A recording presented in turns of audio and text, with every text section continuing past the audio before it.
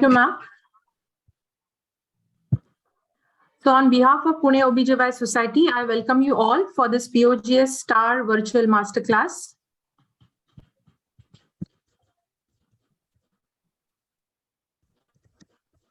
My slide is not, so in this masterclass, what we do is there is case presentation and a pre-recorded video of case presentation is played, and the examination findings are also elaborated in that. And then 4 examiners, 2 internal and 2 external examiners ask questions in turns, and all the queries, like the case is discussed in detail next 1.5 to 2 hours. So all the queries will be answered. Let's begin this session as we have always followed this custom, that with Mahamrityunjay mantra.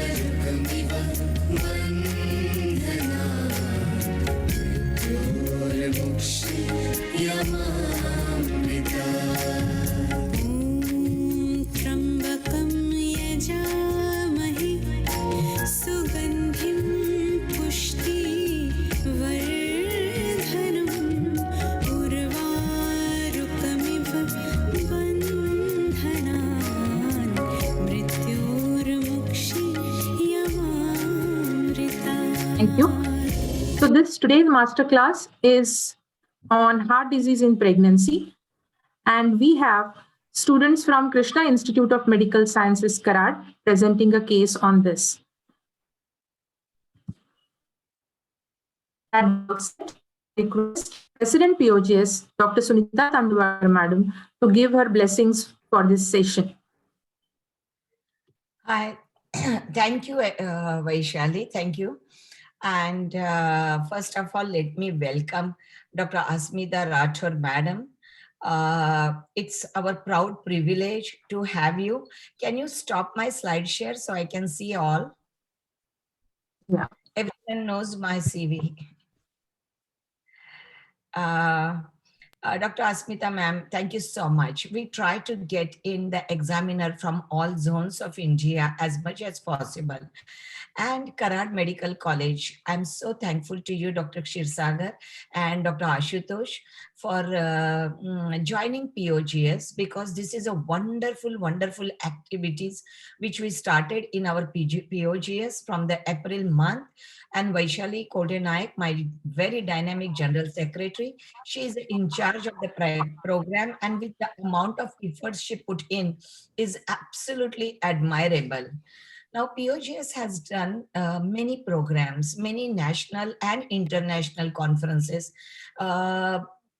POGS, for the first time in a history, I will say, in 2020 and 21, in all the subjects, must be 500, 600 people must have become the presidents, and the team must have got installed into as a president and the organization.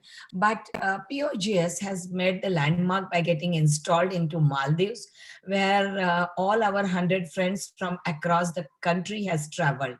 And it's not only getting installed, but doing the academic activities consistently is most important. Today, apart from the gynecologist, Dr. Makhle is with us, is a proud moment. Those who are from Ruby Hall, those who are from Pune, and those who are from cardiology, entire India, and I think globally, everyone knows Dr. Makhle. Dr. Makhle has Guinness record of number of angiographies, angioplasties. I don't know, sir, what else records you can make. For me, if I have to introduce Dr. Makhle, I always wish His life should be more than me, because when I will need him, he will be there. You give one phone call, Dr. Makle, even at 1 o'clock in the midnight, Dr. Makle, my cousin is here, my this one is here, and having a chest pain, and we have to rush. Before you reach, Dr. Makle will be in the cath lab.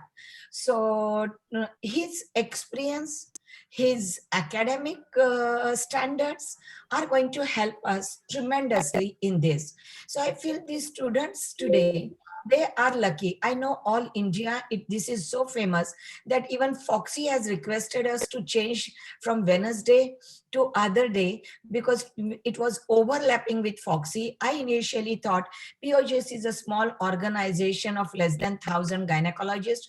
So Foxy is a larger organization. It should not bother, but it does bother because the academic standard of this program has been maintained very high, and that's because of our all examiners.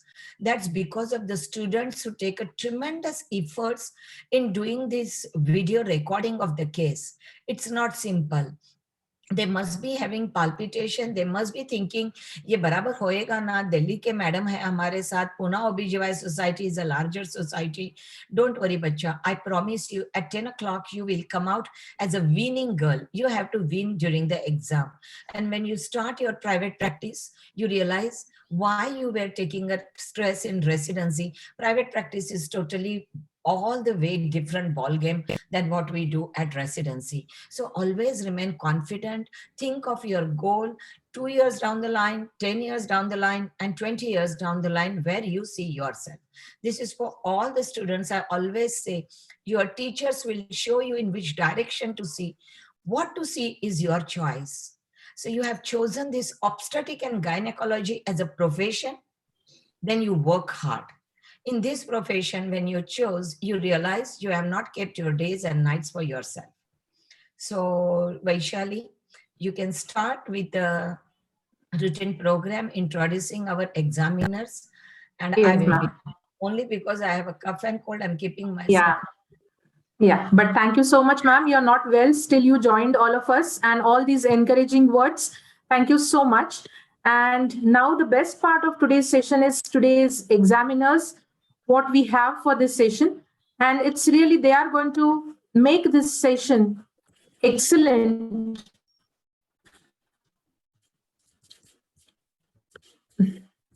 Yeah. So to begin with, Dr. Asmita Rathod, ma'am, we are so glad to have you tonight with us. And madam is director, professor and head at Department of OBGYN at Maulana Azad Medical College. Madam's area of interest is maternal fetal medicine and vaginal surgeries. Madam is program coordinator for fellowship, the FNB fellowship of National Board for Maternal and Fetal Medicine. She has more than 50 publications in Index Journal. She has been joint editor of 4 books and more than 25 chapters to her credit. And Madam has been an investigator for many national and international research projects. And she has also represented or taken office bearers post in AOGD and RCOG North Zone. Madam is expert member for Task Force Maternal Health and many other such accolades to her credit. And on behalf of POGS, Madam, we welcome you all, and I'm sure students are going to enjoy today's session. Then we have Dr. Nitin Shivsagar, sir, from Karad. And sir is kind of dawn of Karad, we can say. Everyone there knows him so very well.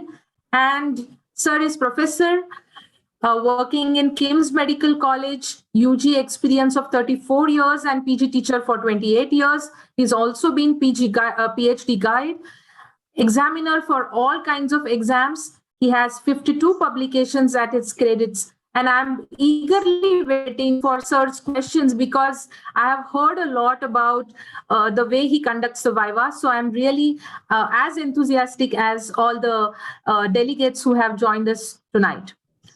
Then a very good friend of mine, Dr. Ashutosh Bhaulikar, I welcome you, sir, on behalf of Pune OBGYN Society. Sir is working as assistant professor at KIMS Medical College, and he is known for many things. One thing is not mentioned in the CV, but sir is very fond of bikes, and he has got an excellent bike and he enjoys riding that.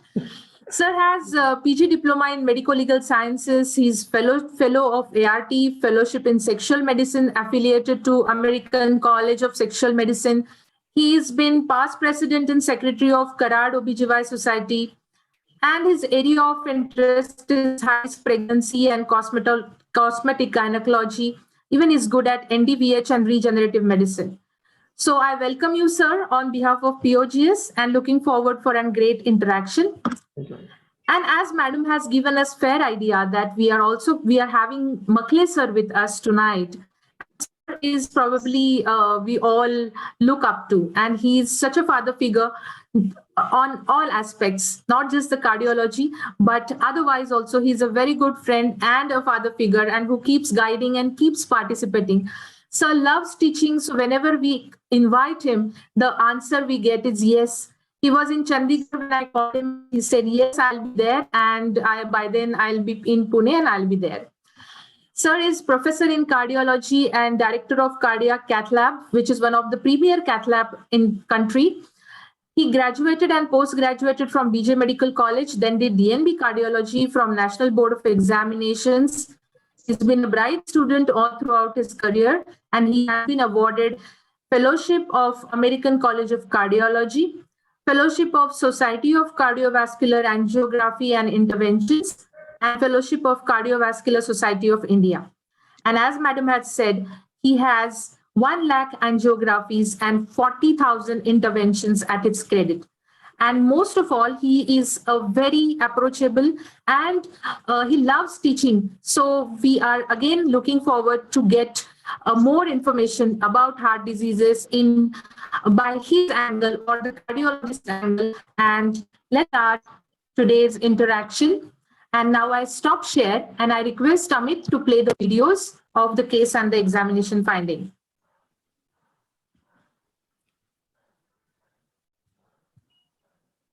Nero. Good evening everyone, I am Dr. Kuntal and I am Dr. Sashmi. We are from Krishna Hospital, Karad, and we will be presenting a case of rheumatic heart disease in pregnancy. My patient, 26 years, Gramida 2 Para 1 Living 1, residing at Sangoli, Satara, is a homemaker, a graduate, wife of an employee at a local bank, belonging to the upper middle socio-economic class according to the modified Kupuswamy scale, is a diagnosed case of rheumatic heart disease on penicillin prophylaxis who came to the OPD of Krishna Hospital with a history of 9 months of amenorrhea for her regular ANC checkup, and she was advised admission for safe confinement. The patient is comfortable doing her routine household activities. She does not give history of breathlessness on lying down or episodes of waking up in the night. There is no history of easy fatigability, no history of episodes of giddiness, no history of cough with expectoration or blood in sputum or palpitations or chest pain, no history of pedal edema, no history of dental or respiratory infections in the past. History of present pregnancy.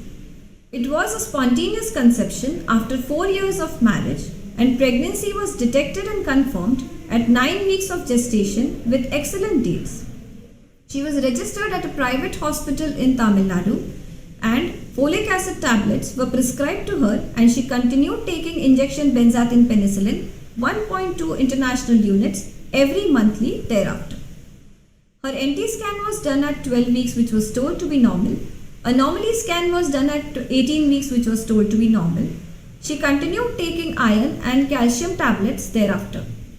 A single booster dose of injection tetanus toxoid was given.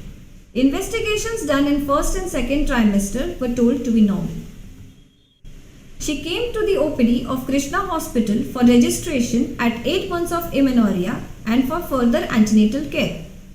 A consultation was done with the cardiologist and a 2D echo was advised.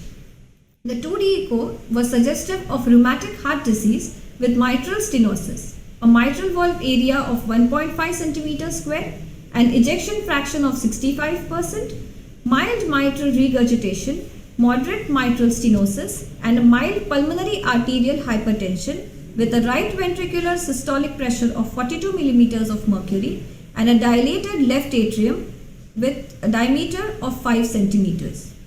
There were no symptoms suggestive of cardiorespiratory embarrassment throughout pregnancy. Routine antenatal follow-up was advised to her thereafter. Obstetric history. She is married since 4 years in a non-consanguineous marriage. She is a gravida 2, para 1, living 1. Previous pregnancy was a spontaneous conception which resulted in a full-term emergency LSCS for breech presentation in latent phase of labor 3 years back with the birth of a female baby 2.4 kg with no perioperative complications. There is no history of congestive heart failure or any symptoms during the past pregnancy or in the postpartum period. She does not give any history of use of contraception. Present pregnancy was spontaneously conceived. Menstrual history. Her last menstrual period was on 3rd of April 2021 and according to the Negley's formula, her expected date of delivery was 10th of January 2022. She had regular menstrual cycles prior to this pregnancy with a blood flow for 4 to 5 days and a cycle of 28 to 30 days with soakage of 2 to 3 pads per day and no history of dysmenorrhea. Past history. There is a history of fever with sore throat and joint pains at the age of 15 years with no history of any cardiorespiratory embarrassment thereafter. She was diagnosed with a rheumatic heart disease at the age of 23 years during her previous pregnancy and was started on injection benzathine penicillin 1.2 international units intramuscularly every month. There is no history of hypertension, diabetes mellitus, thyroid disorders, asthma, tuberculosis, previous blood transfusion or prolonged hospitalization during the previous or present pregnancy. Family history. There is no history of diabetes mellitus, hypertension, thyroid disorder in her family. Personal history. She consumes a mixed diet with a caloric intake of 2800 kilocalories per day. Her bowel and bladder habits are normal, sleep and appetite are adequate, and she does not give any history of addictions. Drug history. The patient has been taking injection benzathine penicillin 1.2 international units intramuscularly every monthly since last 3 years. She has been taking iron and calcium supplement. On general examination, the patient is conscious, cooperative and oriented to time, place and person and is comfortable in the supine position. Her pre-pregnancy weight was 43 kg with a present weight of 50 kg and a height of 152 centimeters, making the pre-pregnancy BMI 18.6 kg per meter square. Her gait was normal. She was afebrile with a pulse rate of 86 beats per minute in the right radial artery, which was regular with good volume. There was no radioradial or radiofemoral delay. There was no apex pulse deficit. All the peripheral pulses are normal. Her BP was 130 by 80 millimeters of mercury taken in the right arm in the sitting position. Her respiratory rate was 18 per minute, which was thoracoabdominal. The SpO2 was 98%. There was no pallor, icterus, cyanosis, clubbing, lymphadenopathy, pedal edema. JVP was normal. On cardiovascular examination, on inspection, the chest is bilaterally symmetrical. There are no scars or no spinal deformity. The precordial impulse is seen in the left fourth intercostal space with no left parasternal pulsation seen. On palpation, the apex beat is palpable in the left fourth intercostal space, 1 cm lateral to the midclavicular line. There is no palpable heave, thrust or thrill. There are no signs suggestive of cardiomegaly. Percussion was not suggestive of cardiomegaly. On auscultation, S1, S2 was normal. There was a mid-diastolic murmur of grade 3 heard over the mitral area. On respiratory examination, the bilateral breath sounds were equal and clear with no crepitations heard. On per abdomen examination, on inspection, the abdomen is ovoid. Linea nigra along with stria gravidarum were seen. No dilated veins. Previous Pfannenstiel scar of caesarean section was seen. On palpation, fundal height was corresponding to full-term gestation with fullness of the flanks. According to Leopold maneuvers, the fetus is in longitudinal lie with breech presentation with back towards the right side of the maternal spine, right sacroanterior position with a fetal heart rate of 140 beats per minute at the level of the umbilicus. On per speculum examination, the cervix and vagina are healthy. On per vaginal examination, the Bishop's score was 3. The cervical os was closed, uneffaced, posterior in position, soft in consistency, with a station being high up. So the diagnosis of the case was Gravida 2 living 1, 38 weeks gestation with previous LACS with a known case of rheumatic heart disease without congestive heart failure with NYHA grade 1, not in labor. To summarize this case, the patient was 26-year-old, Gravida 2 living 1, 38 weeks gestation with previous LACS with single live fetus in longitudinal lie, breech presentation with a known case of rheumatic heart disease with mitral stenosis without congestive heart failure with NYHA grade 1, not in labor.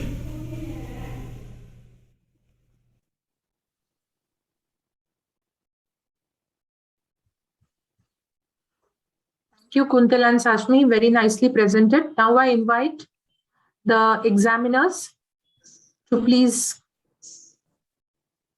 proceed with the discussion.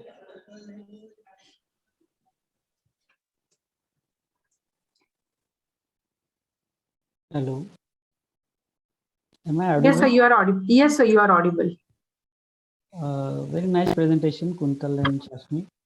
Let us start with the Viva was as such. Retrospectively, when the patient comes for the first time to visit the OPD, you have diagnosed it clinically. Which particular historical points you want to ask? Sir, concerning her present symptoms or signs, we would like to know whether she's undergoing some sort of complications because of her known rheumatic heart disease.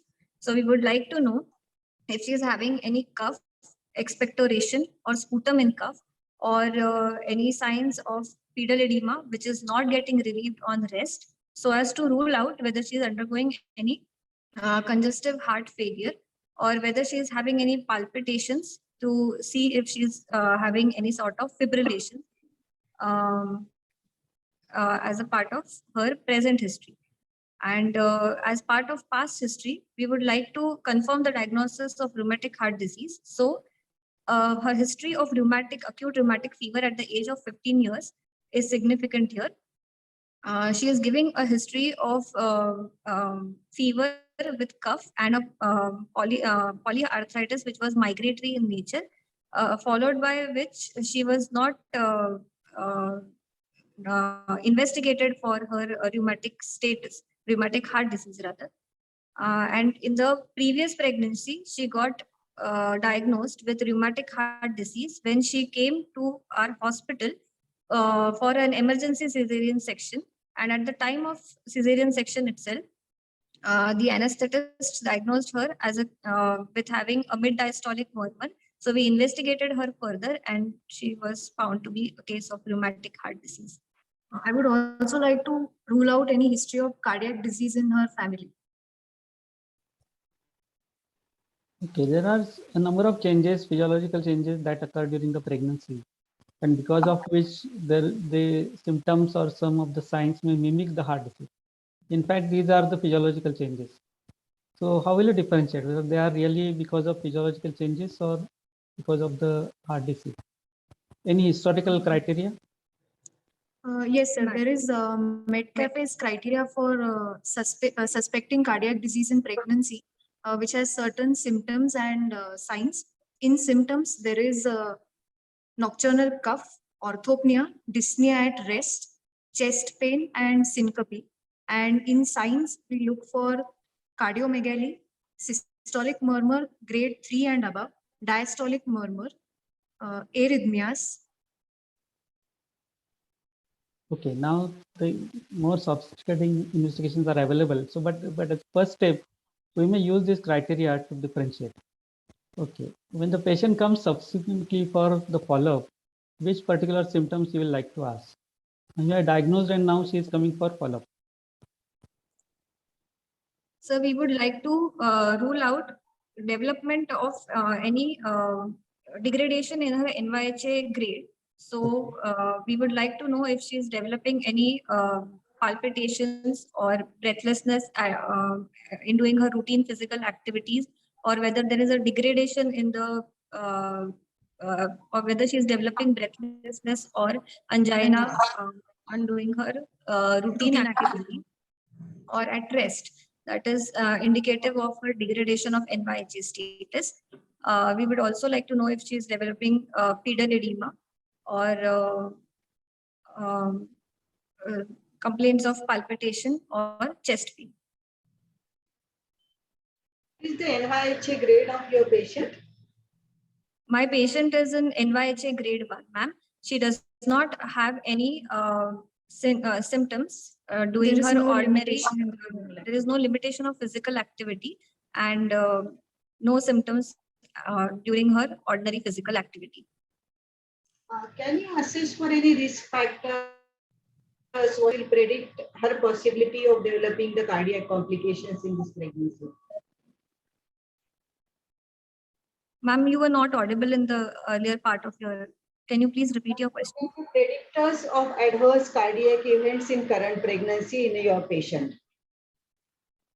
Sir, ma'am, there are various risk scores like CLAC score or CARPREG 1 or CARPREG 2 score or the WHO scoring system, according to which we'll come to know about her risk or risk of development of complications during current pregnancy.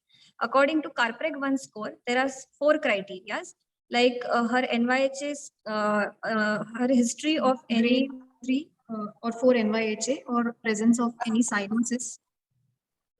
Ejection fraction less than 40%, mitral valve area less than 1.5 mitral valve area less than 2 centimeters, and aortic valve area less than 1.5 centimeters, and a prior cardiac event. If there is a history of prior cardiac event like arrhythmias or syncope or any congestive heart failure or transient ischemic attack before this pregnancy, then we are giving them points. If none of the events has occurred prior to this, then it is a 0 point, which is giving it a risk of 5%.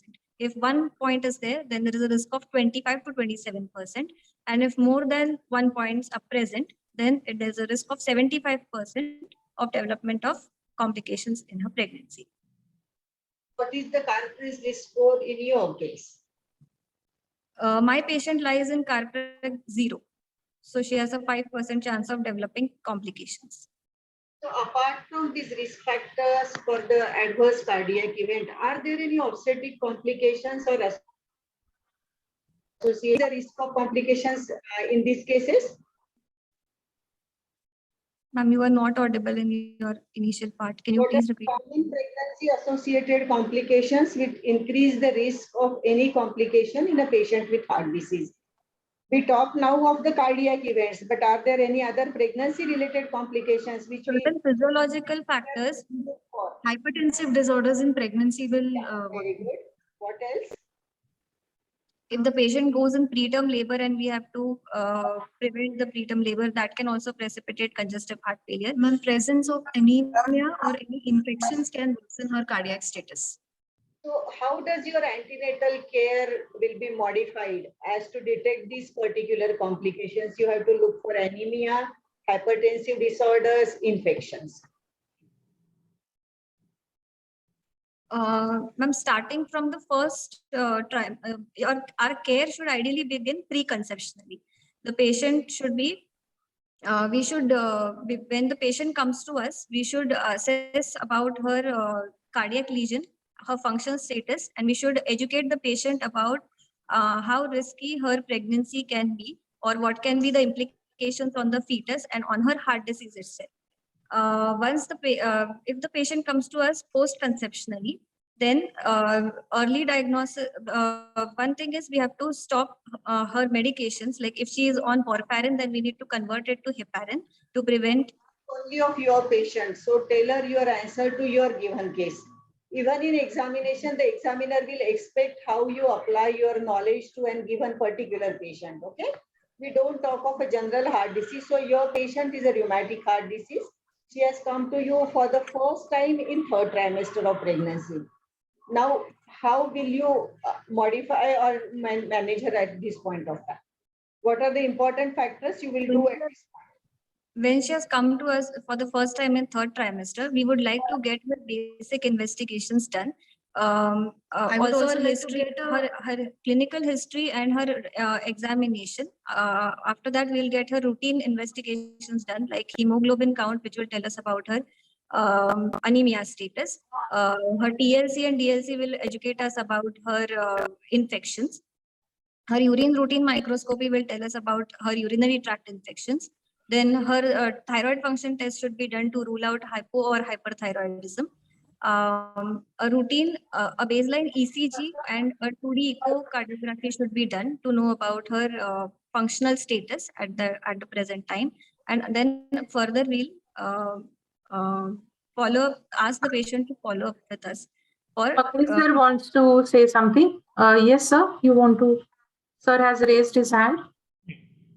The first and foremost important thing I want to ask is this is a lady who is a 26-year-old. She has come for the second, correct me that she's right now pregnant for the second time. The first delivery was essentially normal. It was LSCS for obstetric reason. Correct? Now, Yes. and she has come absolutely at the, in the third trimester.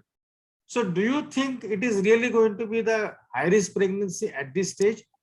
The reason background for this is what are the physiological changes of the pregnancy or which affects the cardiac conditions or which worsens the cardiac conditions, which does not surprise here. This patient is an FHA class according to you, which I agree based on the data, whatever you have.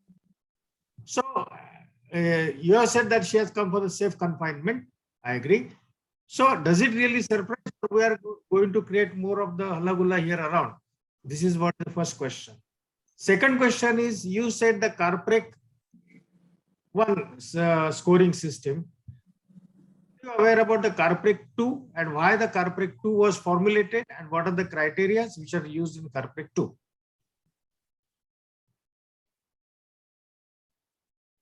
So the normal physiological changes of pregnancy, there are 5 times during the pregnancy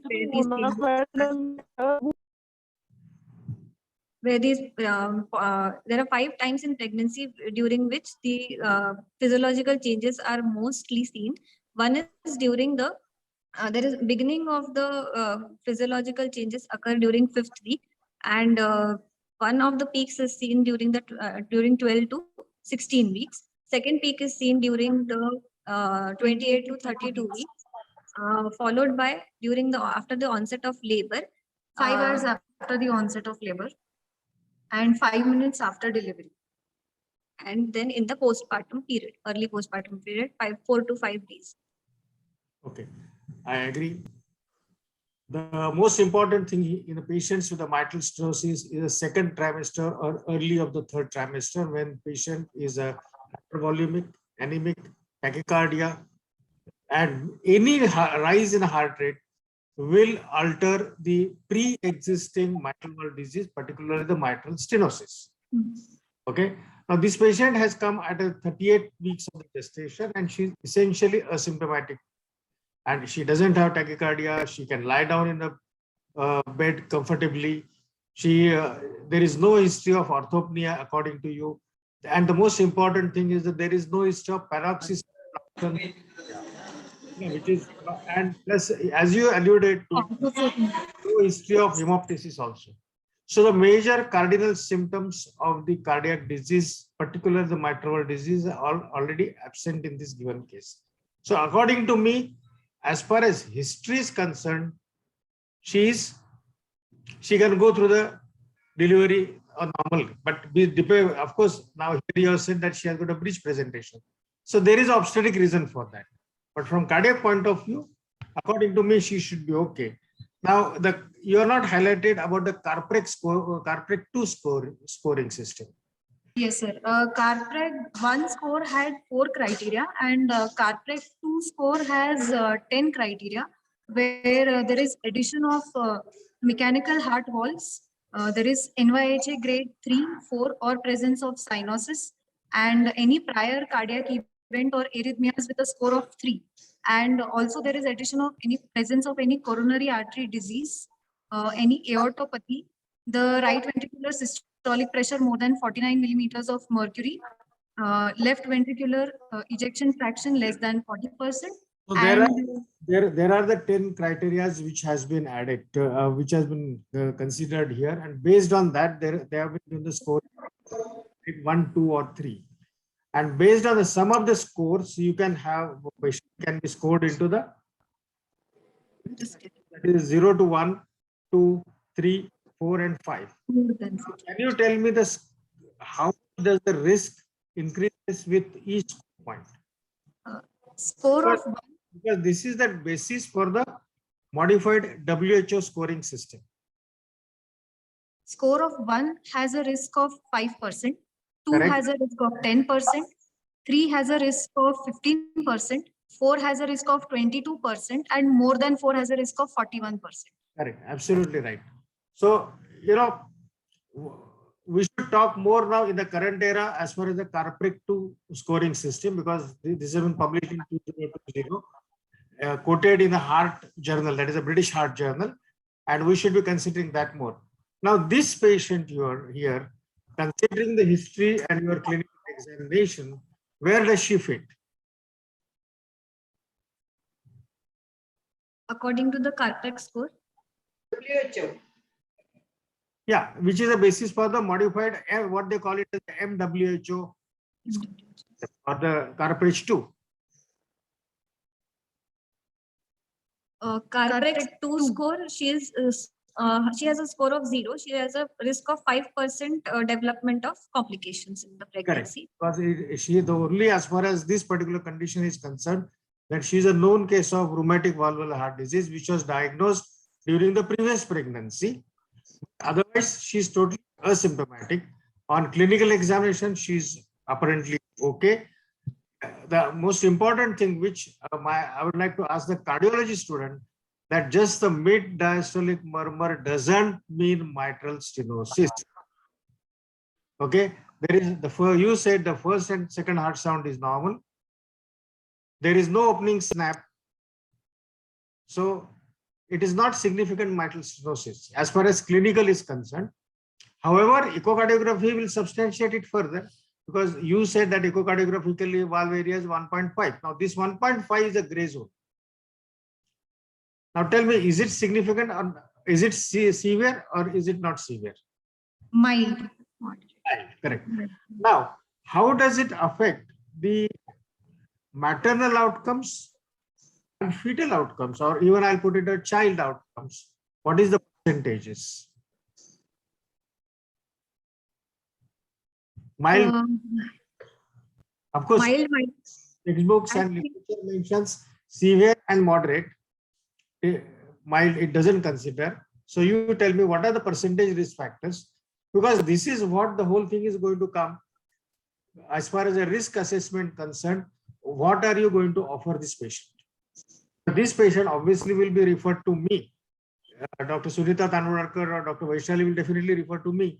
And my first question arises, what you have scored it in a score less than at a 1, so chances of morbidity or mortality are less than 5% as far as the MWHO scoring system. Now let us assess the risk for the mother and risk for the child.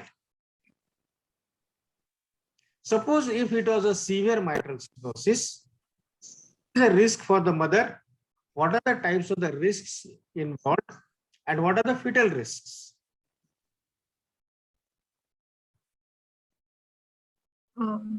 In risks for the mother, she will have a risk of development of pulmonary hypertension because of her severe mitral stenosis. And fetal risk will be developed preterm labor, IUGR, or sudden severe cases may also lead to fetal death because of inadequate uteroplacental perfusion. Obviously, Dr. Asmita or Dr. Kshirsagar or Dr. Bhaulekar will be interested to know what is the percentage of the risk. So in case if you don't know, I'm ready to tell you. You let me know. With consensus of my all colleagues and my colleague examiners and Dr. Vaishali and Dr. Let me tell them what is the exactly risk involved. Suppose if it is a severe mitral stenosis, which means that valve area is less than 1 square centimeter, severe pulmonary hypertension, which is more than 50. In that situation, the maternal death is a 3%. Pulmonary edema is about 37%, more than 1/3. See, rather than remembering absolute number of 37, you can say more than 1/3.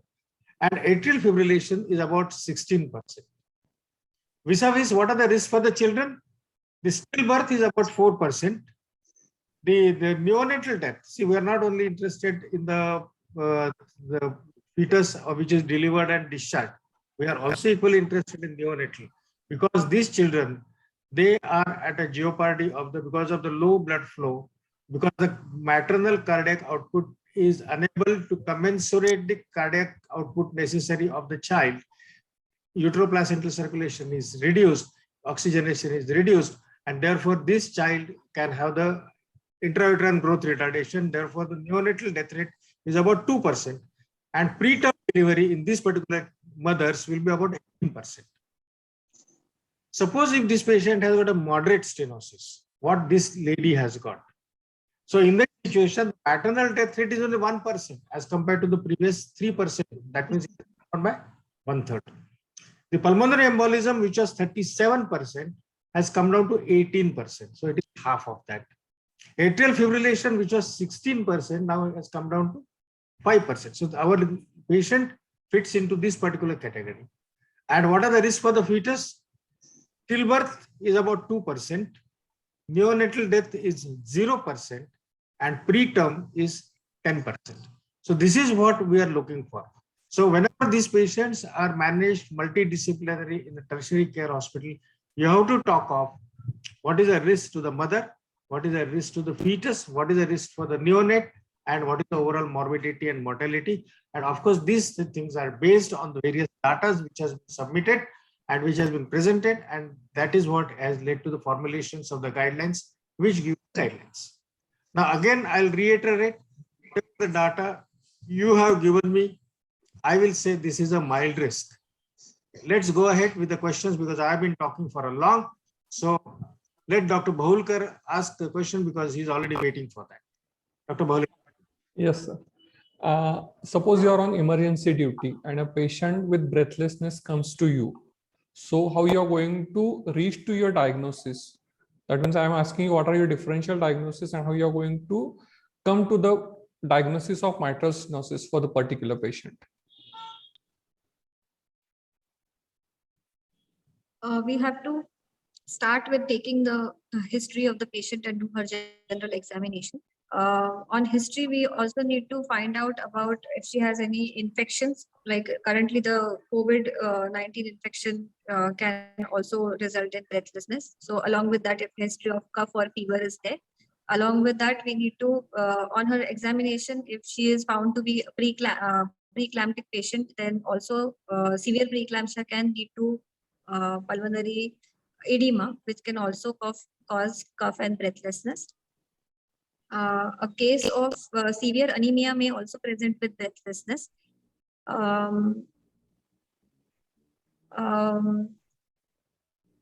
would also like to check any respiratory findings. If there are any basal crepitations, she might be having pulmonary edema subsequent to a congestive cardiac failure. And if she is a diagnosed case of mitral stenosis, then secondary to her mitral stenosis, she can have development of pulmonary edema. If she is an undiagnosed case, we would like to go for a 2D echo, ECG and a 2D echo to find out her cardiac changes. Okay, suppose this patient is coming to you at 40 weeks, 6 days. Would you like to induce the patient or would you like to wait for spontaneous labor?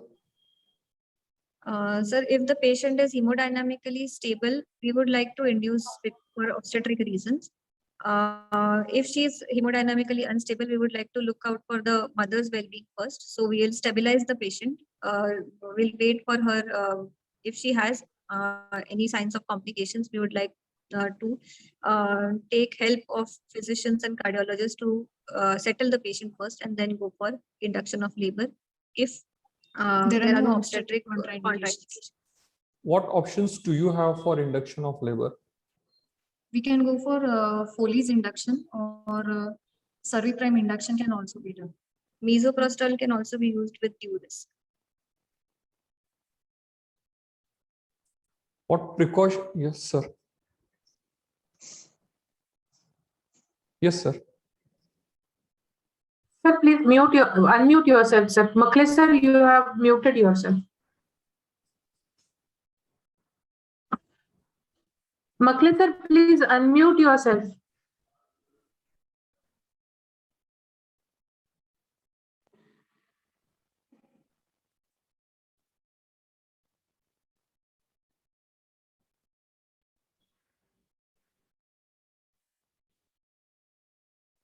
Makhle sir?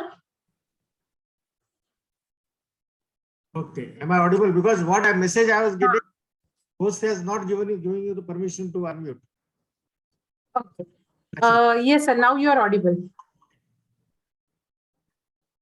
Sorry, the question which I was to ask is induction of the labor by the various drugs or mechanisms, whatever you are saying. What is the effect on the heart rate on this heart rate and blood pressure? Sir, with induction of labor, with the onset of uterine contractions, there will be tachycardia, which can worsen her cardiac status. Correct. So you have to control the heart rate in these particular patients. So based on that, you will think of administering what are the drugs you want to administer. If it is a natural induction, it is a separate thing. Here you are trying to do it artificially. So in that situation, you have to be more careful. This patient may go into the pulmonary edema. I'm talking in general about the patients with the mitral stenosis. Any tachycardia will worsen these patients. And they can have the atrial fibrillation. Okay, please go ahead. Next, Dr. Bhaulikar has asked them, how do you induce the labor in these patients? Kirsagar sir, would you like to take next question? Coming back to the stratification, I feel that although so many stratification strategies are available, NYHA is commonly used, although it is quite old, 1929. What are the merits and demerits of NYHA classification?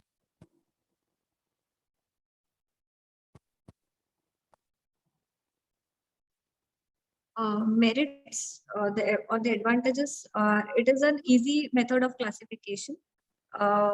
It is based on history, so we do not need to we do not need any investigations. But it can be subjective. So the patient, it can be subjective. So the patient patient specific. Sometimes a patient might not be having that much of activity in her routine life, and that can also.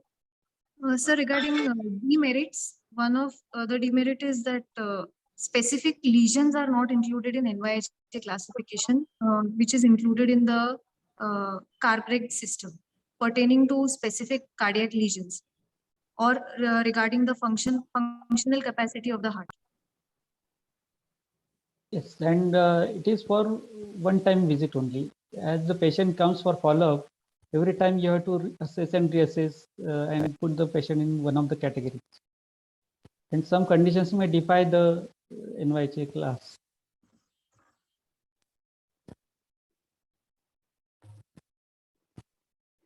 Okay, any modified WHO, sir? Can I add a point to the NYHA classification? No. Yes, sir. Continue. Yes, sir, please go ahead. Yeah, the NYHA classification, when it was formulated way back in 1929 during the World War, At that time, it was basically based on the symptomatology of the person. It is a subjective analysis. It has got no specific hardcore data. A person who is a sedentary life, his scale is different than a laborer who is doing it differently. So therefore, it cannot match. It is not a comparison of apple to apple, but it is a comparison apple. So therefore, particular classification does not hold completely true, although it is okay for that particular patient. It is made for easy to convey the historical data of the patient and whether he is subjectively improving or not, or he is deteriorating. That is the only advantage of the NYHA classification. Otherwise, it is not objective data. And therefore, the new classifications what have come and which are based on the specific activity scales, based on this, how many METs of the activities are being done, and they are applied more in patients to whenever we are talking about the symptomatology. Dr. Kshirosagar, please, next question. One more important classification or stratification is a modified WHO system. What is that system? Sir, that grades the heart disease in 4 categories of WHO 1, 2, 3, and 4, with a specific category where pregnancy should preferably pregnancy is contraindicated. That is WHO class 4. In all the various heart diseases have been separately enumerated in this modified WHO classification. So it is a good method of classification. In modified WHO grade 1, we have corrected cardiac lesions, acyanotic congenital heart diseases like ASD, BSD, and PDA, mitral valve prolapse, and in class 2, we have lesions where uncorrected ASD, BSD, and PDA, or Marfan syndrome where aortic root involvement is not given, or in WHO class 3, where mechanical valve or a Fontan repair has been done, or cyanotic congenital heart diseases, or systemic right Marfan syndrome, where aortic root dilatation is seen between 40 to 45 millimeter, and a bicuspid aortic valve associated with aortic stenosis is seen. Whereas in class 4, we have the diseases where pregnancy is contraindicated, such as severe aortic and mitral stenosis, coarctation of aorta associated with Marfan syndrome more than 45 millimeter, dilatation of aorta or aortic root dilatation more than 40 millimeter associated with a bicuspid aortic valve, or in pulmonary hypertension or Eisenmenger syndrome. Okay, not only that, but it also guides us regarding the risk of each category of the patient, class 1 or 2 or 3, whatever. And it also tells us the place of delivery, how many visits, or how frequently the antenatal visits can be conducted. So it's overall a good classification for us. Okay. Yeah, I would agree with Dr. Kshirosagar. Which category your patient falls into? Class 2. Class 2. Class 2 to class 3. She also has a pulmonary arterial hypertension, as you told on echo? Yes, mild pulmonary. Mild pulmonary hypertension. She also has a regurgitant lesion, isn't it? Yes. So she falls into class 2 to class 3 category. So if you are her treating physician, where will you like to deliver her? How frequently will you refer her to your cardiologist? I would like to deliver her in a tertiary care center with at least 3 visits in each trimester to the cardiologist. Okay. And what are the likely drugs she is likely to need in this pregnancy? What will be the treatment for this patient? At every visit, what all will you see and what all will you give her? From obstetrical point of view, she needs to take her iron and folic acid and calcium supplementation. She's already on injection benzathine penicillin for her prophylaxis, so that is to be continued. From a cardiac point of view, if she develops at any point of time any tachycardia or arrhythmia, so beta blockers can be preferred for rate control. If she develops any sort of pulmonary edema or signs of congestive heart failure, then we need to give her diuretics, and the principle being reduction of preload and afterload. So for preload reduction, we'll give her diuretics. For reduction of afterload, beta blockers is a good choice. Hydralazine can also be hydralazine can be given. Okay, now what will be your plan for obstetric management of this case? She is at 38 weeks now. She's previous cesarean and breech. So what are you going to do with her? What? Ma'am, we would like to plan an elective cesarean section after duly investigating the patient for her current status, cardiac status. Suppose your patient was in second gravida with previous normal delivery. Would it have changed your management? Since she has a breech presentation in our institute and otherwise breech. She had a previous breech vaginal delivery. We would have gone ahead with vaginal delivery. Vaginal delivery is not contraindicated in this in case. any heart. Okay, in other words, I just want you to tell me what are the recommendations regarding the induction of labor or a mode or timing of delivery in a patient with heart disease. Ma'am, according to European Society of Cardiology, LSCS is to be done only for any obstetric indications, Yes. or in severe cases like pulmonary hypertension or Eisenmenger syndrome, or Okay. Marfan syndrome with aortic root dilatation more than 45 millimeters, Or aortic dissection. Yeah, or probably for an intractable heart failure when it is not controlled with medical management. That is the regarding the mode of delivery. Regarding timing of delivery in a patient who is otherwise planned for an vaginal delivery, will you induce labor in all patients at a particular period of gestation, or you will allow for a spontaneous labor? I will wait for spontaneous onset of labor. We would like to wait for spontaneous onset of labor. There is no indication for the cardiac condition, only obstetric condition. If there are other obstetric indications for induction of labor, then we would like to induce her. Yeah, to some extent, I think we all follow this particular practice. But if you look at the European Heart Society 2018 guidelines, they do say that all patients should be induced at 40 weeks of gestation because that reduces the risk of emergency cesarean section and then better neonatal outcomes. So that is one of the recommendations which is being given nowadays. And as you all know that following the ARRIVE trial, there are recommendations that all low risk patients should be considered even for an induction of labor. So that is one point. And secondly, whenever the patients are on anticoagulants or something which need a significant anticoagulation, those are one category which are more likely to need an elective cesarean section because you don't want patient to be off anticoagulation for a very long time. So these are some specific reasons when we may do the elective cesarean. Suppose you kept this patient for a spontaneous labor and she's gone in labor. Now, how will you manage her in labor? What is the role of antibiotic prophylaxis? What specific precautions you will take during labor?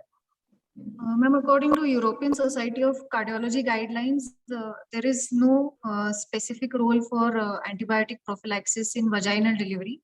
But routinely in Indian scenario, we do give antibiotic prophylaxis. So what do you give as an antibiotic prophylaxis? What is the antibiotic regime recommended for antibiotic prophylaxis? Amoxicillin 2 gram intramuscular or intravenous, followed by gentamicin 1.5 mg per kg, followed by amoxicillin 2 gram IV every 6 hours. How do you monitor them during labor? Maternal monitoring, fetal monitoring, progress of labor monitoring. All three components. During the first stage of labor, the patient should have an adequate analgesia, and she should be started on oxygen, given a left lateral or proximal. Would you consider adequate? What type of analgesia would you consider adequate?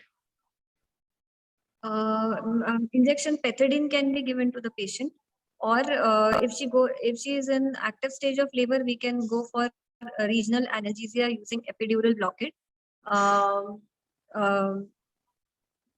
She should fluid management as part for this, we should Restrict the fluid intake. less than 75 ml per hour IV fluids can be given to the Will patient. you put her on IV fluids during normal labor? No, Mostly ma'am. we will try to keep on oral fluids only. But Complete if bed required, rest is to be advised. Patient restriction of activity, because exertion will also lead to tachycardia and can precipitate failure. Preferably we'll give her left lateral or propped up position, but position where she is more comfortable should be assumed. I would also like to wait for spontaneous rupture of membranes, ma'am, because artificial rupture of membranes may increase the chances of infection. How will you do maternal monitoring? What all will you look for? We look for her pulse, BP, and SpO2 every half an hourly in the first stage of labor. Her urine output also should be monitored. In second stage of labor, we should hasten the delivery. So application of ventouse or forceps with due antibiotic prophylaxis should be conducted. In all patients, you will like to use ventouse or forceps? It is not an absolute indication, but if delivery is getting conducted within 20 minutes of her fully dilated status, it is recommended to wait. Otherwise, if it is getting extended, we should go for instrumental delivery. Avoid the prolonged second stage, and all otherwise, if the patient is NYHA class 3 or class 4, routinely cut short second stage. What are your recommendations for management of third stage? Ma'am, to prevent PPH in third stage, if it occurs, we can go ahead with oxytocin or misoprostol. Ergometrin should be avoided because that will increase the peripheral vascular resistance and vasoconstriction, so which can precipitate her cardiac failure. Active management of third stage of labor should be done as done in other patients. Patient should be kept in sitting position because with her head, legs suspended, which will also help in reduction of preload to the heart.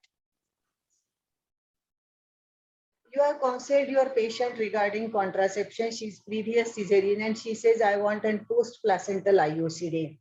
Do you think she's a suitable candidate or she's not? Yes, ma'am. We can go ahead with insertion of intrauterine copper device.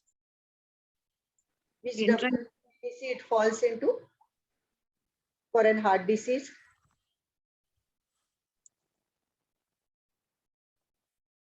We did not get your question, ma'am. Which WHO medical eligibility criteria your patient falls into for an postpartum IUCD? Category C.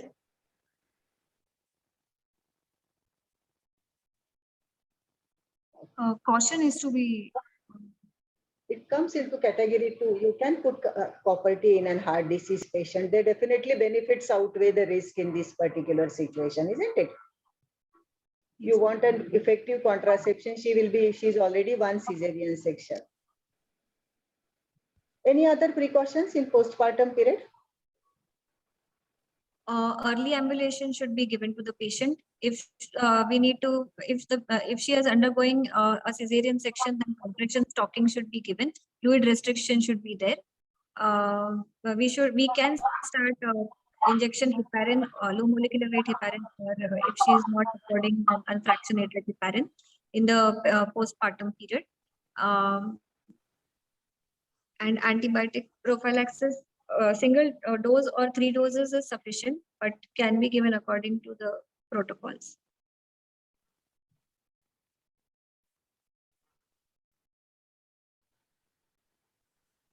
Any comments from anyone else?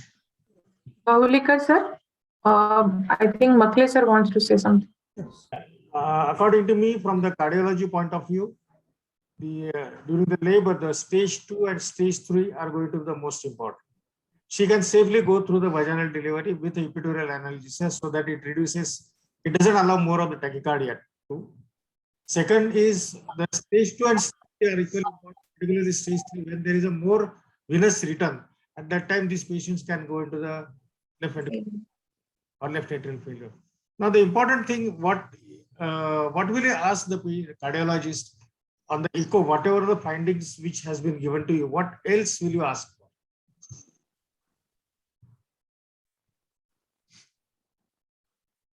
for? Okay.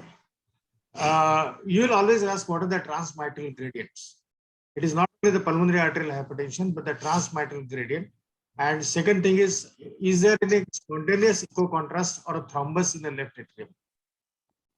They can get the embolism. So in that situation, you need to give the anticoagulation for these patients.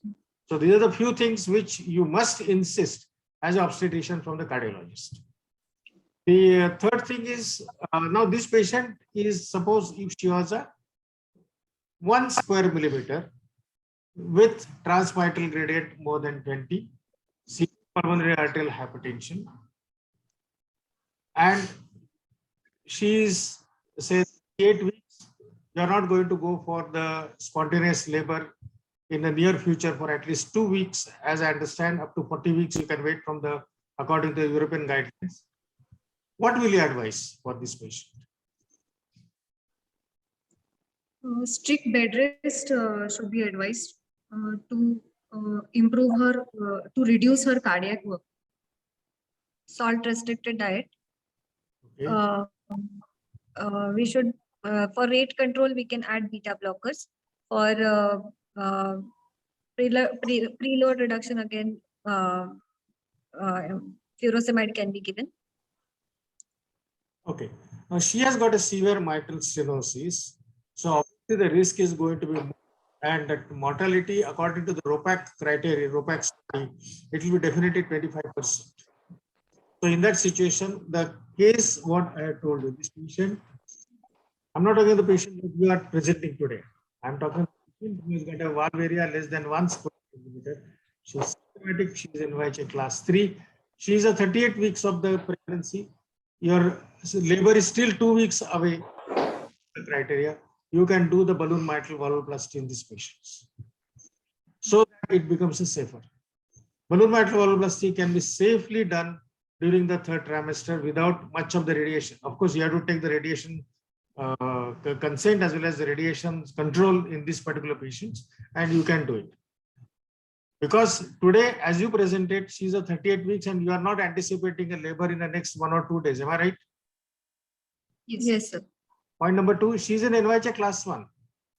Suppose if this patient was with a severe mitral stenosis, NYHA class 3, rather than inducing, you can still go ahead with the balloon mitral valvuloplasty. Or second option is, if you are planning for the early pre-planned elective cesarean section, then you better intubate these patients, do the elective LSCS, and then afterwards you can do the balloon mitral valvuloplasty, or if other mitral surgeries can be done. So you must know at what time to intervene what. The case what you presented today is a 38 weeks. She is not in labor. She is class 1. So she is safe to go for the normal labor with maximally epidural analgesia and episiotomy, etc. Dr. Bahulkar, please. If you are giving diuretics to the patient, what are the things you will monitor while you are giving diuretics? So I would look hematocrit, serum creatinine, sodium and potassium levels. So you want to reduce preload of your patient. Instead of giving diuretics, can you ask your patient to give some amount of blood or donate the blood? Will it worsen patient's condition or will it benefit to the patient?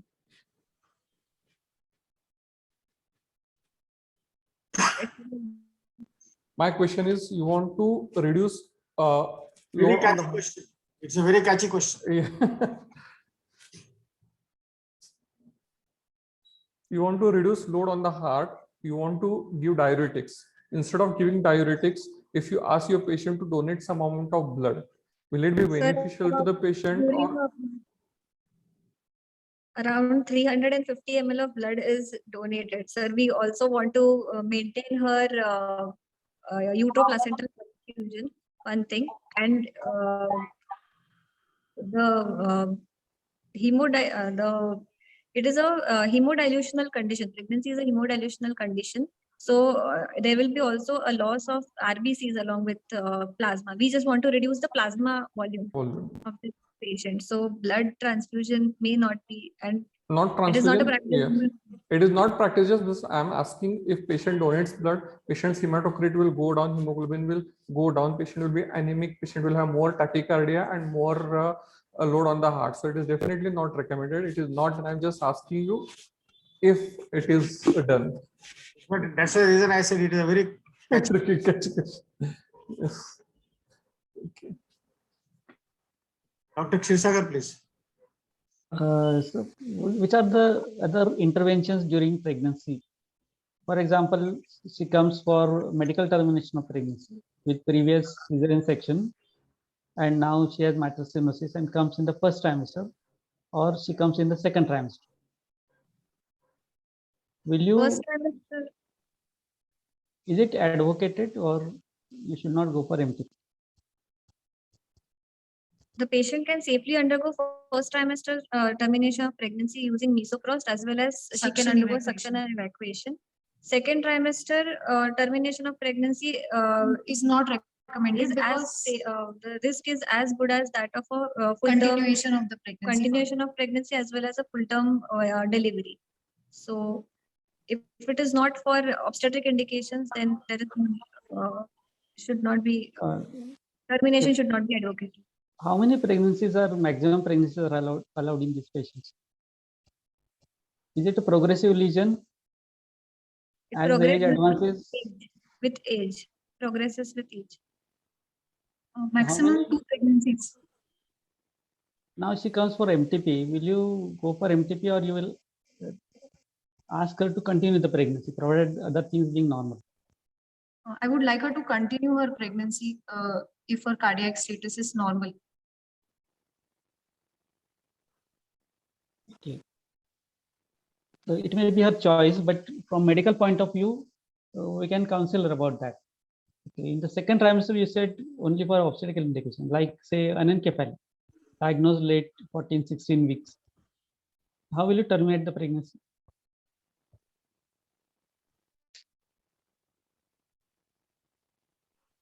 So we can go for mesoprost termination according to the FIGO regimen. Or if she is a case of previous LSS, we can go for a beta-del instillation with antibiotic prophylaxis. Okay. Okay, just for my knowledge, Dr. Kshisagar, all I want to know what is the current status of MTP, means up to what weeks the MTP is permitted. Is there a revision in the recent past by the Parliament? Yes, sir. It is permitted up to 24 weeks. And beyond that, board can decide whether for major congenital anomalies, whether pregnancy is can be terminated or not. So upper limit of termination is raised from 20 to 24 weeks. Thank you. But it has been completely signed, means legally it can be advised. Yes, sir. Okay. What about the tubectomy in this patient? I would Suppose preferably ask the patient's husband to undergo vasectomy, sir. But we can go ahead with tubectomy in this case, considering we are taking her up for cesarean section. okay, suppose she delivers vaginally. When will you, and she's ready to undergo tubectomy? When it can be done? 10 to 14 days after her delivery, after assessing her cardiac status. She can be And- taken for mini laparotomy under epidural anesthesia. Will you keep her in the ward till that time, or you will discharge and call her back? No, we would like to keep her in the ward till 10 to 14 days post-delivery. She says she is asymptomatic. What is Why? the risk of keeping her in the wards for 2 weeks? See, she is an NYHA class 1. She is practically asymptomatic. She has got a mild to moderate mitral stenosis. She has delivered normally. Why do you want to keep her? So especially in the first week post-delivery, because of the auto transfusion, of blood from the uterus into the systemic circulation, there are chances that even though during her entire pregnancy she was asymptomatic, there are chances that she may develop cardiac failure in the postpartum period. Yeah, I agree. That will be during the stage 3 or first 2 days after the delivery. After that, these changes doesn't happen. Am I right? You can, other faculties can correct me. Sir, I agree with you. The maximum risk of congestive failure is within 48 hours. And in fact, later phase hospitalization and reduced mobility may increase the risk of embolism. Yes. So it's better to have her ambulatory at a later date if her cardiac status permits. And also the mother and child both can go home actually. The infections and all those things, hospital acquired things can be avoided.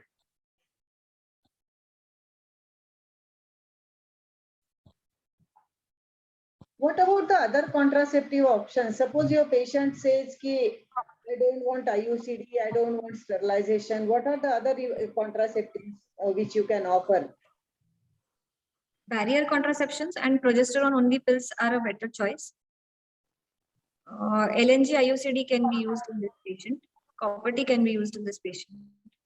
Only oral contraceptives should be avoided. Combined oral contraceptives you should avoid. Yes, estrogen component should be avoided. See, any contraceptive which will increase the volume overload by the water retention should be avoided. Plus, these contraceptives, they also have got a tendency for the pulmonary embolism. So, those, according to our books, we'll try to avoid them.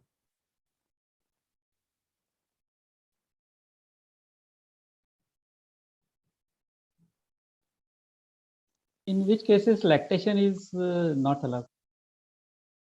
In cases Breastfeeding is not allowed. In cases of Pulmonary hypertension, Eisenmenger syndrome, or severe acute congestive cardiac failure.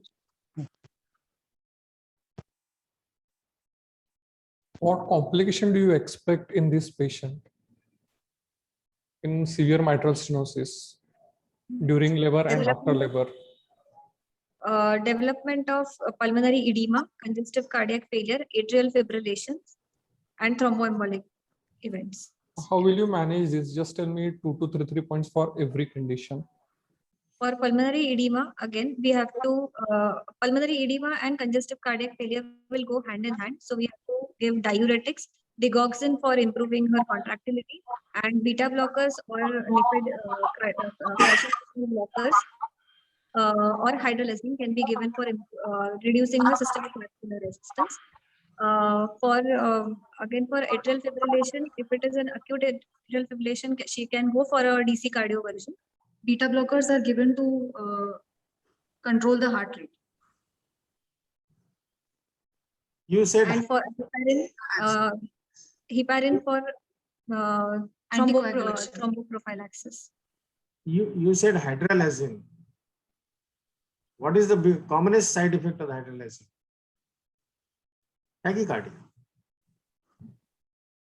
So don't give hydralazine here. You can give the digoxin, beta 1 selective beta blockers, no problem. Diuretics, no problem. But hydralazine, I'll be a little conservative on that issue. Okay.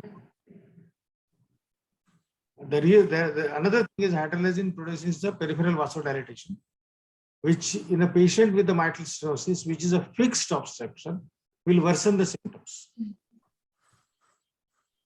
Can you tell me characteristic feature of murmurs in mitral stenosis? How it is described?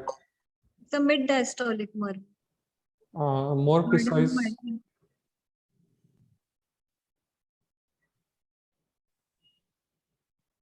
It's the nature of the murmur is rumbling.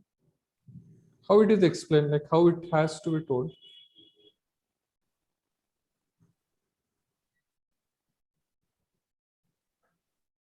Okay, for the benefit of everybody, I'll say the first heart sound is a loud, second heart sound narrowly split. The P2 component of the second heart sound is loud, followed by the opening snap. Then there is a mid-diastolic rumbling, decrescendo crescendo murmur, which stops before the first heart sound. It is classically at the apex, does not change with the breath, it changes with the position, and in the severe cases, we'll have the thrill. So these are, and with a loud palpable first heart sound. So these are the characteristic findings of the classical mitral stenosis. So the mid-diastolic murmur, what you said, if my cardiology resident says, I will throw him out, because it is not the characteristic telltale sign of the mitral stenosis alone. He has to narrate all those things, qualifying it as a mitral stenosis.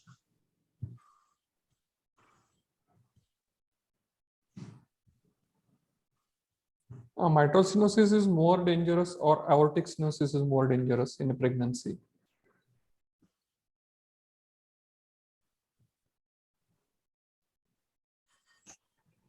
You have muted yourself, Kuntal. Yeah.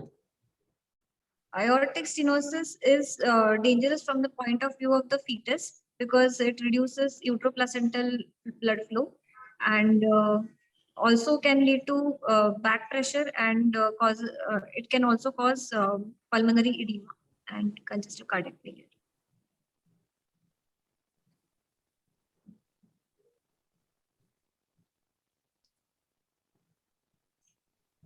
Aortic stenosis, mild and moderate, is not at all dangerous in pregnancy. They can tolerate pregnancy well, but severe patient doesn't tolerate severe degree of aortic stenosis.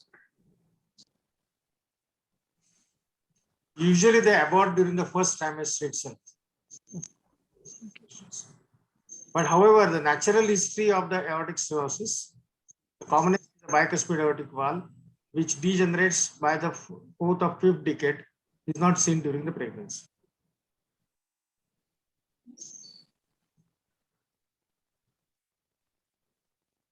Suppose mitral prolapse.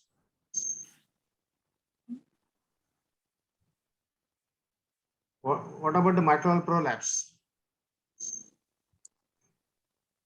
Because mitral prolapse is a common condition that if you go through the echo laboratory, out of 100, you may find about 10 females who are totally asymptomatic. They have a mitral prolapse.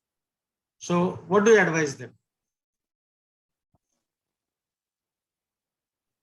So pregnancy can be safely continued in cases of mitral valve prolapse. It is a low risk condition. Correct. Only thing is, what do they need special precaution?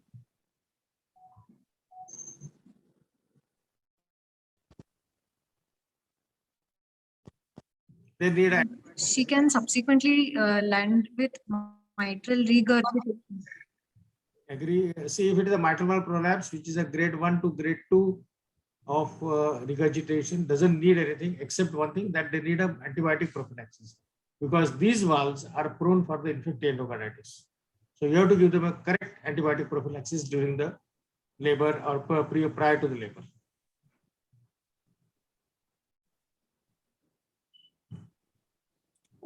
Can you tell us management of a pregnancy with prosthetic valves?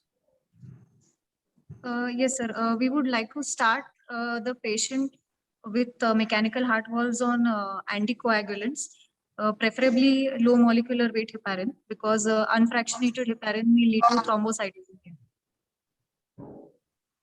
Which is more potent? Low molecular weight heparin is more potent, or warfarin is more potent?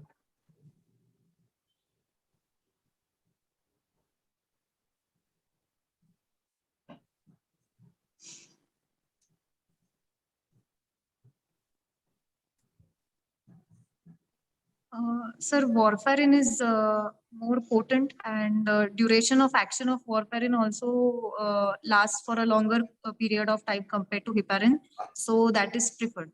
But we would like to start warfarin as per taking into consideration her period of gestation. From 12 to 36 weeks, we would like to keep her on warfarin. Before that, because there are chances of warfarin embryopathy, I would like to keep the patient on low molecular weight heparin as anticoagulant.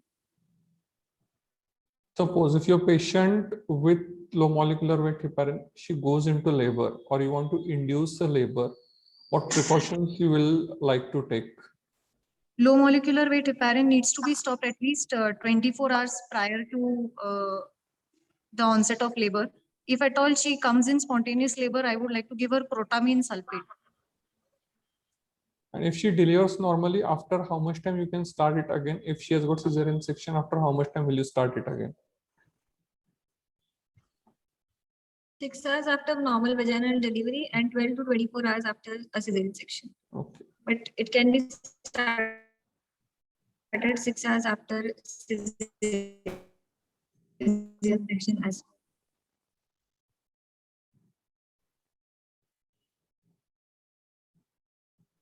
Smita madam.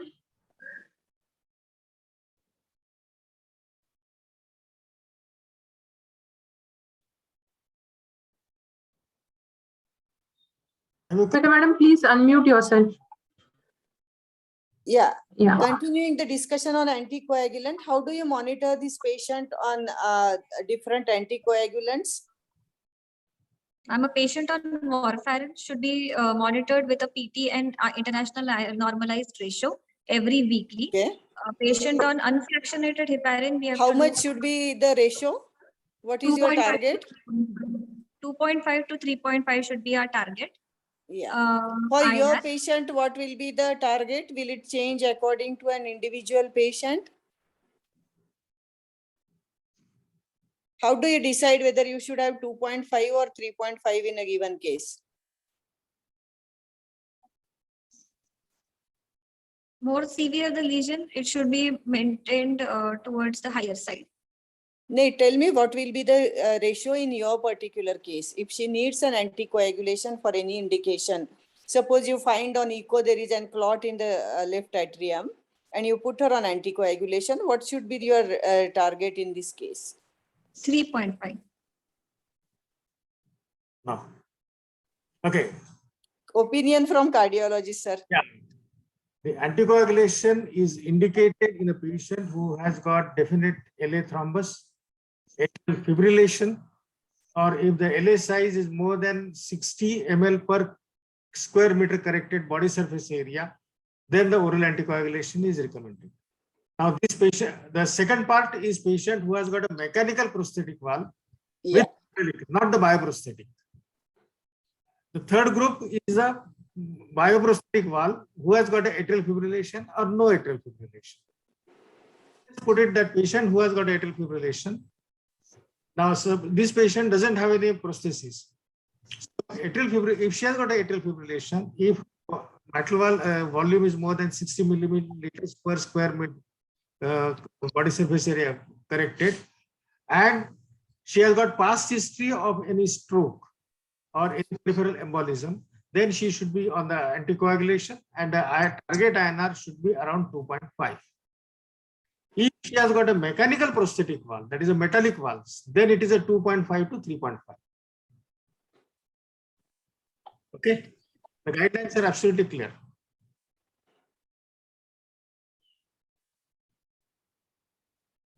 And how do you monitor the patient on low molecular weight heparin?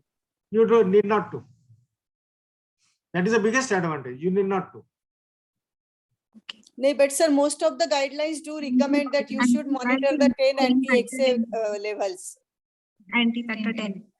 Anti-factor 10 levels. Anti-factor 10 level, it is difficult to, means many laboratories don't have those facilities. Especially the patients on prosthetic valves probably need an anticoagulation and not the one for other indications, because there the maintenance of anticoagulation is very critical for maternal purpose safety. I totally agree, and therefore that's the reason I said giving the anticoagulation in this type of patients who are on NAF mitral valve disease, no prosthesis, they are already set where you want to give. Otherwise, don't give the left and right center the oral anticoagulation. But those who have got a metallic prosthetic valve, you have to give the anticoagulation. Bioprosthetic valve also behave the same close to the native valves. Yeah. And what about the risk of valve thrombosis, sir? Most of the patients are going for bioprosthetic valve for the same reason, so that they can go safely through the pregnancies. They can, have 1 or 2 children, and after that, when they need it after 10 years, the second valve can be changed.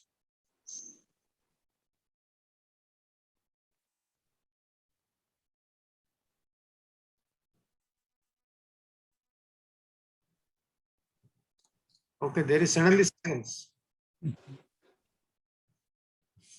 I think we can start taking questions in chat box. Most of the Yeah.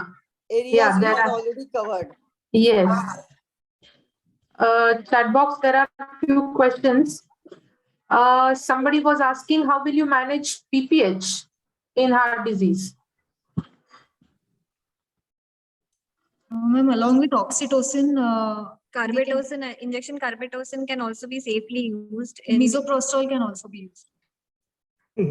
See, these mnemonics, not mnemonics, but short, what do you call it? The PPH in obstetric is a this thing, peripartum, whereas in the cardiology, it is a primary pulmonary hypertension. So, the same letters can be looked from the different sides. It's postpartum hemorrhage here, sir. Yeah. Because we are in different gallery today. Yes, yes.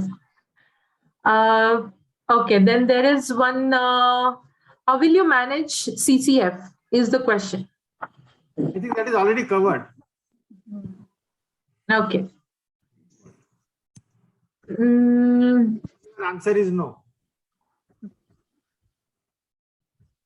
And it will reduce the afterload and it can worsen the patient, the same like hypertension.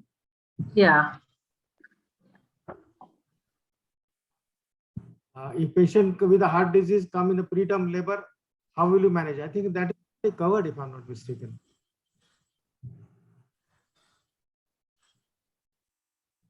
Tell anything you would like to say? How will you manage preterm labor? Because probably the question is asked for tachycardia.